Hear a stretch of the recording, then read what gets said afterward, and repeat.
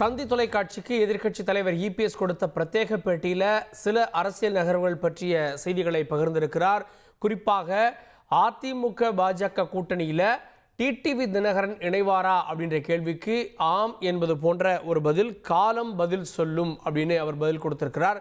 அப்போ ஓபிஎஸ் இணைச்சிக்குவீங்களா அப்படின்ற கேள்விக்கு காலம் கடந்து விட்டது அப்படின்ற பதிலை கொடுத்திருக்கிறார். அப்படின்னா டிடிவிக்கு எஸ், ஓபிஎஸ்க்கு நோ அப்படின்றதான் இபிஎஸ் உடைய பதிலா அப்படின்ற கேள்வியும் எழுந்திருக்கிறது. இந்த பிரத்யேக பேட்டியினுடைய இந்த முக்கிய செய்திகள் அடங்கிய இந்த பேட்டியினுடைய சிறு பகுதி இப்போது வர இருக்கிறது. அதில் திரு இபிஎஸ் அவர்கள் கூறியது என்ன பார்க்கலாம். அமமுக இந்த அணியில இடம்பெற வாய்ப்பு இருக்கா? உங்களுக்கு அதுல ரிசர்வேஷன் இருக்கா? காலம் பதில் சொல்லும். உங்களுக்கு மாற்று கருத்து இருக்கா? அவங்க வரணும் காலம் பதில் சொல்லும். நேத்துக்கு பார்த்துருப்பீங்க, ஓபிஎஸ் கேம்ப்ல நாங்க காலில் கூட விழறோம், சேர்த்துக்கோங்கன்னு கேட்கறாங்க. காலம் கடந்த செயல். வாய்ப்பு இல்லையா? கூட்டணி காலம் கடந்து போய்விட்டது. கூட்டணி கட்சியா ஓபிஎஸ் ஏற்க வாய்ப்பு இருக்கா? அதான் சார், எல்லாமே காலம் கடந்து விட்டது. அவை தனி கட்சி ஓனா தானே அதை பற்றி தொடங்கணும். கட்சி என்ன எங்கள் கட்சி எதிர்த்துட்டு தான் இருக்கிறாங்க. அனைத்து இந்திய அண்ணா திராவிட முன்னேற்ற கழக கட்சின்றது வடிவம் பெற்று விட்டது. அதை எதிர்த்து தான் இன்னும் குரல் கொடுத்துட்டு இருக்கிறாங்க.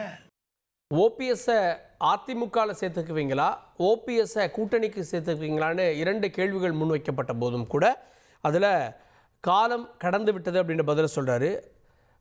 அவங்க தனி கட்சி தொடங்கினா தானே தெரியும், இன்னும் எங்களுடைய கட்சியை தான் அவங்க எதிர்த்துட்டு இருக்காங்க அப்படின்ற பதிலையும் பதிவு செய்கிறார் இபிஎஸ். இது பற்றிய பார்வைகளை பெறுவதற்காக முன்னாள் எம்பி திரு கேசி பழனிசாமி அவர்கள் நம்மோடு இணைந்திருக்கிறார். சார் வணக்கம். டிடிவி தினகரனை கூட்டணிக்கு இணைத்துக் கொள்வதற்கு இது ஒரு சமிக்கை அப்படின்னு பார்க்குறீங்களா? ஏன் ஓபிஎஸ்க்கு நோ சொல்கிறார் இபிஎஸ்? எடப்பாடி பழனிசாமியை பொறுத்த வரைக்கும் அதிமுக என்பது தன்னுடைய கட்டுப்பாட்டில், தன்னுடைய தலைமையில் மட்டுமே இருக்கணும். தலைமைக்கு போட்டியாளர்கள் அதிமுகவில் இருந்து விலக்கப்பட வேண்டும் என்பது அவரது கொள்கையாக, முடிவாக இருக்கிறது.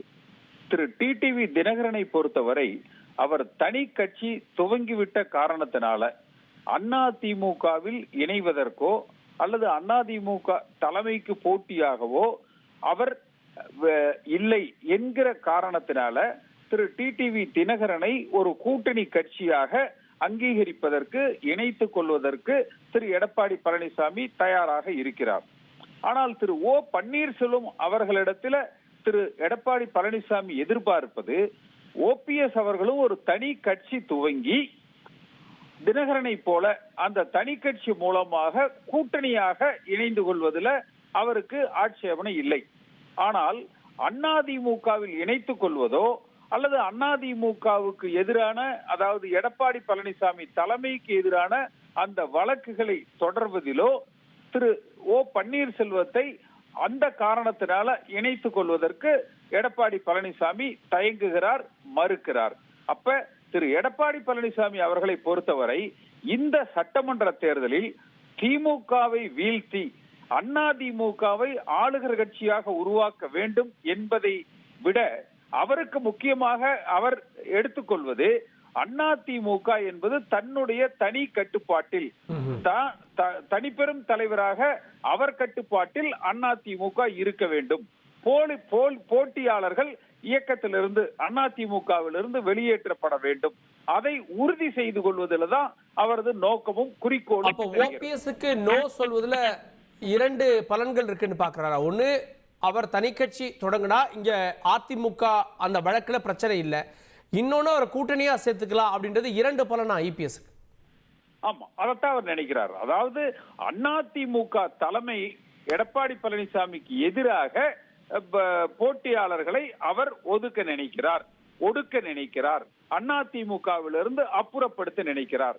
அதன் மூலமாக அதிமுக என்பது தன் தலைமையில் மட்டுமே இருப்பது, தனக்கு போட்டியாக யாரும் இல்லை என்கிற நிலையை உருவாக்குவது, இதுதான் அவருடைய நோக்கமாக இருக்கிறதே ஒழிய திமுகவை வீழ்த்தி அதிமுகவை ஆளுகிற கட்சியாக உருவாக்க வேண்டும் என்பது இல்லை.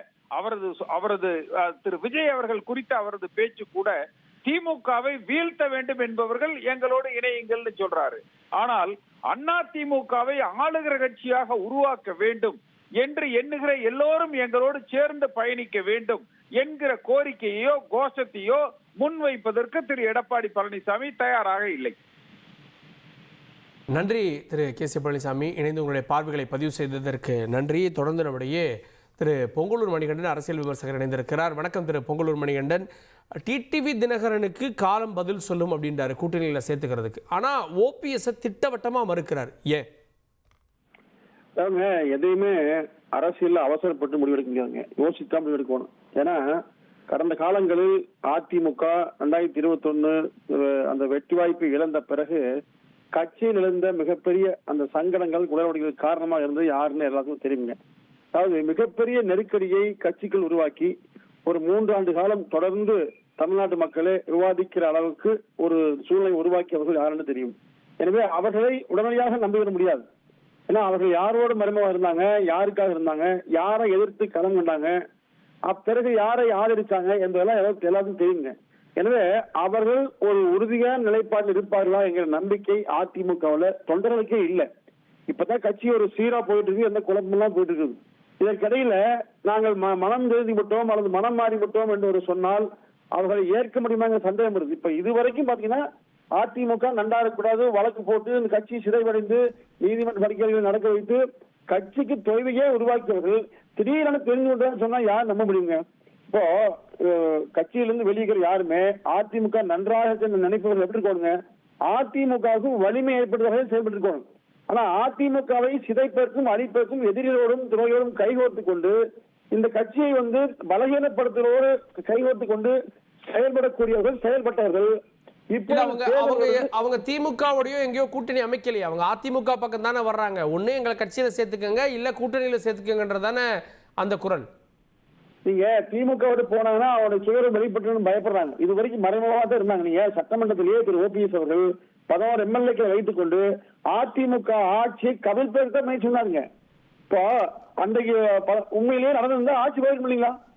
அப்போ அவர்கள் நோக்கம் என்ன பாருங்க, அவர் நோக்கம் அதிமுக நல்லா இருக்கணும் இல்ல, எங்களுக்கு பதவி வேண்டும், எனக்கு வேண்டும், நான் பதவியில் இருக்கணும் என்கிற அந்த ஒற்றை நிலைப்பாட்டில் செயல்படுறாங்க. இதுதான் அதிமுக மத்தியில மிகப்பெரிய ஒரு கொந்தளிப்பு உருவாக்குச்சுங்க. இப்போ எவ்வளவு நெருக்கடி கொடுத்தாங்க, நெருக்கடியா 1ஆ 2ஆ தொடர்ந்து ஒவ்வொரு நாளும் நீதிமன்றத்துல வழக்கு தீர்ப்பு வழக்கு தீர்ப்பு மாறி மாறி மாறி மாறி ஒவ்வொரு நாளையும் படபடப்புல பதற்றத்திலேயே அதிமுக இருந்தது.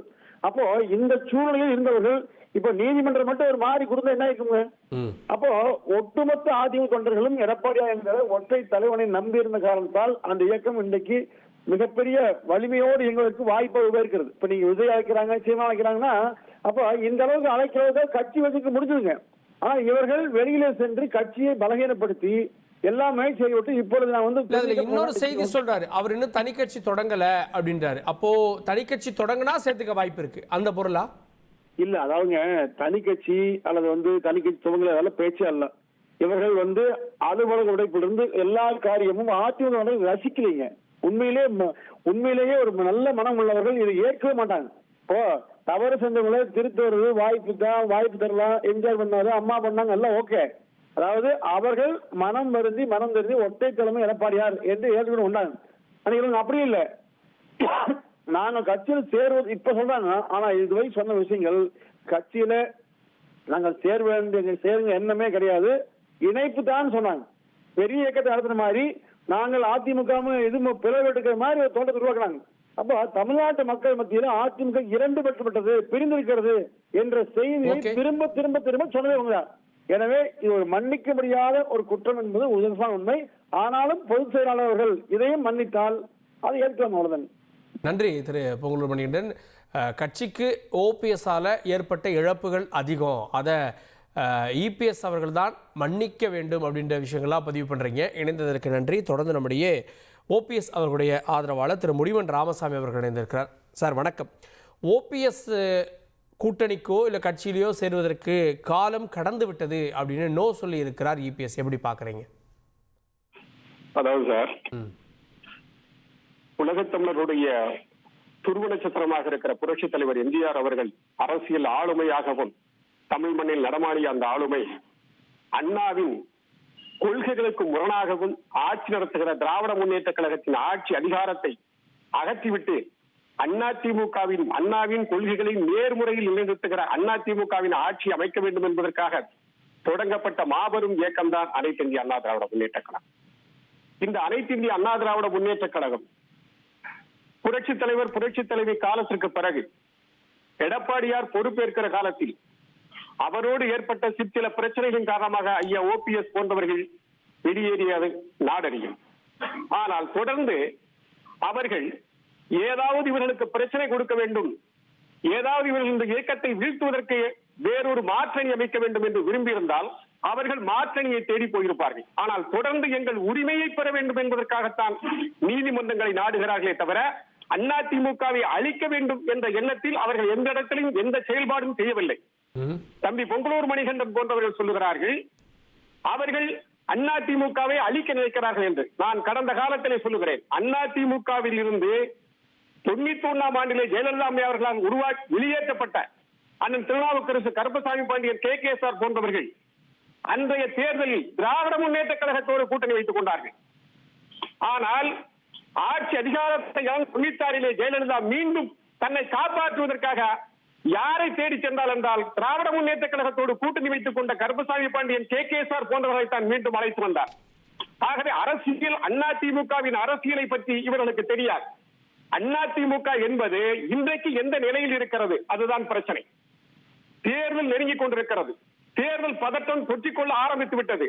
இன்றைக்கு அதிமுக தனித்த இந்த நிலையில் எடப்பாடி தலைமையில் இருக்கிற இந்த பலத்தோடு மட்டும் அதிமுக மீண்டும் ஆட்சி படத்திற்கு வர முடியுமா? இதுதான் கேள்வி. இல்ல அதுல அதிமுக ஒரு வடிவம் பெற்றுவிட்டது, இன்றும் அதை எதிர்த்து குரல் கொடுத்து வருகின்றனர் அப்படின்னு ஓபிஎஸ் சொல்றாரு. அதிமுக பொதுச் செயலாளர் இபிஎஸ் அப்படின்றதுல டிஸ்பியூட் பண்ணல அப்படின்னா ஒருவேளை ஓபிஎஸ் ஏத்துக்கிறதுக்கு வாய்ப்பு இருக்குமோ? அதைத்தான் நாங்கள் சொல்லுகிறோம். அதைத்தான் நாங்கள் என்ன சொல்லுகிறோம், நீங்கள் பொதுச் செயலாளர் பதவியிலே நீடிப்பதிலே எங்களுக்கு எந்த பிரச்சனையும் இல்லை. கட்சி யாரும் பெரியவர்கள் அல்ல, கட்சி தான் பெரியது. கட்சிக்கு முன்னால் அனைவரும் சாதாரணமானவர்களே. கட்சி வாழ வேண்டுமேயானால், கட்சி ஆள வேண்டுமேயானால் கட்சிக்கு முன்னால் அனைவரும் தன்னை தாழ்ந்தவர்களாக கருதி கொள்ள வேண்டும். அந்த நிலை எடப்பாடி அவர்களுக்கு தனக்குள்ளே அவர் ஏற்படுத்த வேண்டும் என்பதுதான் எங்களுடைய வேண்டுகோள். நான் அவருக்கு அதற்காக ஒரு பொதுச் செயலாளர் பதவி விட்டுக் கொடுக்க வேண்டும் என்று நான் சொல்லவில்லை. ஆனால் பொதுச் செயலாளர் பதவி என்பது பிறரை அரவணைத்து கட்சியை வெற்றி பாதைக்கு அழைத்து செல்வதே தவிர கட்சியை தொடர்ந்து இழிநிலைக்கு கொண்டு செல்வது அல்ல, கட்சியை தொடர்ந்து தன் கௌரவத்தை இழக்க வைப்பதல்ல, கட்சியின் பெருமைகளை சீர்குலைப்பதல்ல. எடப்பாடி பழனிசாமியால் இன்றைக்கு அதிமுக கட்சி பெருமைகளை இழந்து, அதனுடைய கௌரவத்தை இழந்து, கட்சி தன்னுடைய நன்மதிப்பை இழந்திருக்கிறது என்பதை கடந்த நாடாளுமன்ற தேர்தல் உணர்த்தி இருக்கிறது. இதனால்தான் புரட்சித் தலைவர் மீது பற்று கொண்ட, பாசம் கொண்ட அனைத்து இந்திய அண்ணா திராவிட முன்னேற்ற கழகத்தின் மீது அதுவே தனது உயிராக நினைக்கிற தொண்டர்கள் இன்னும் இப்படி ஒரு நிலை வந்துவிடக் கூடாது, தேர்தல் என்றாலே அதிமுக கொண்ட அஞ்சுகிற நிலை வந்துவிடக் கூடாது என்பதற்காகத்தான் இந்த இயக்கம் ஒன்று சேர வேண்டும். நாம் அழிந்தாலும் பரவாயில்லை, இந்த இயக்கம் வாழ வேண்டும். இந்த இயக்கம் புரட்சித் தலைவர் சொன்னதை போல 1000 ஆண்டுகள் ஆட்சி ஆள வேண்டுமானால் நாம் அழிவதை பற்றி கவலை இல்லை என்ற காரணத்தால் தான் அவர்கள் ஒற்றுமைக்கு படலம் தீட்டிக் கொண்டிருக்கிறார்கள். ஒற்றுமை படலம் தீட்டுவதை எடப்பாடி பழனிசாமி அவர்கள் தொடர்ந்து புறக்கணிப்பது கட்சிக்கு நல்லதல்ல என்பதுதான் என்னை போன்றவர்களுடைய கருத்தாக இருக்கிறது. நன்றி திரு முடிமன் ராமசாமி. ஒற்றுமைக்கான குரலை ஓபிஎஸ் கொடுக்கிறாரு, இபிஎஸ் அதை ஏற்க மறுக்கிறார் அப்படின்ற பார்வைகளை வெளிப்படுத்திருக்கீங்க. இணைந்ததற்கு நன்றி. தொடர்ந்து நம்முடைய அரசியல் விமர்சகர் டாக்டர் சுமன் ஸ்ரீராமன் இணைந்திருக்கிறார். வணக்கம் திரு சுமன் ஸ்ரீராமன்.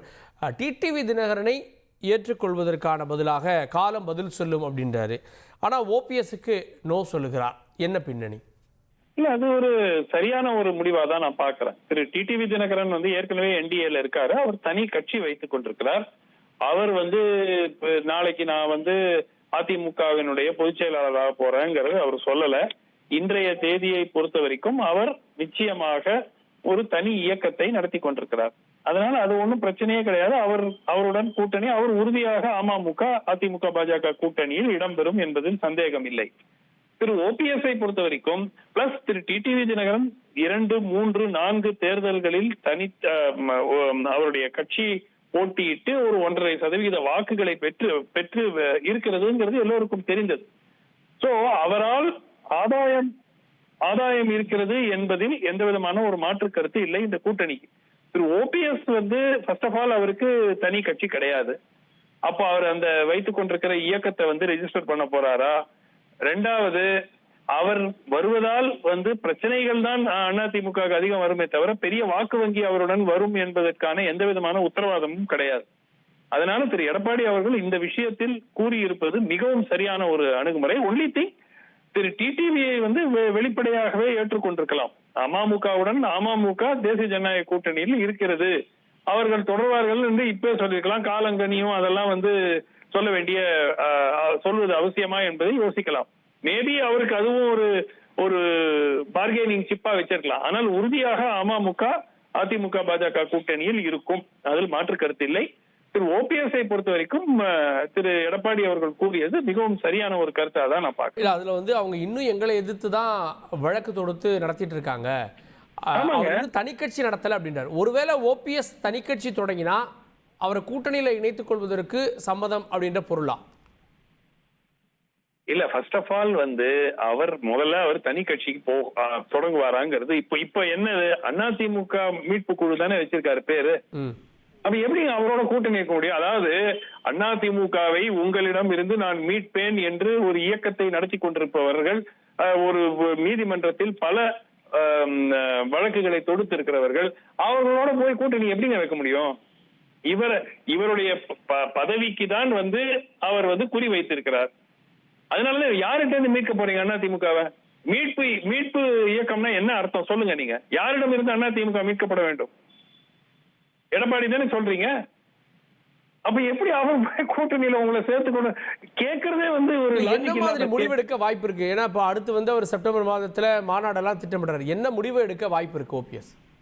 இல்ல, திரு ஓபிஎஸ் அவர்கள் மேபி அவர் ஒரு தனி கட்சி வைத்துக் கொண்டிருக்கலாம், துவக்கலாம், அந்த மாதிரி ஏதாவது ஆப்ஷனை பார்க்க வேண்டுமே தவிர இந்த கூட்டணியில் திரு எடப்பாடி அவர்கள் எவ்வளவுக்கு எவ்வளவு உறுதியாக திரு டிடிவி அமமுக என்ற கட்சி இதில் இடம்பெறும் என்று கூறும்போது அதே உறுதியோட திரு ஓபிஎஸ் அவர்கள் இடம்பெற மாட்டார்கள் என்று கிட்டத்தட்ட உறுதியாக கூறலாம். நன்றி திரு சுமசிராமன், உங்களுடைய பார்வைகளை பதிவு செய்ததற்கு நன்றி.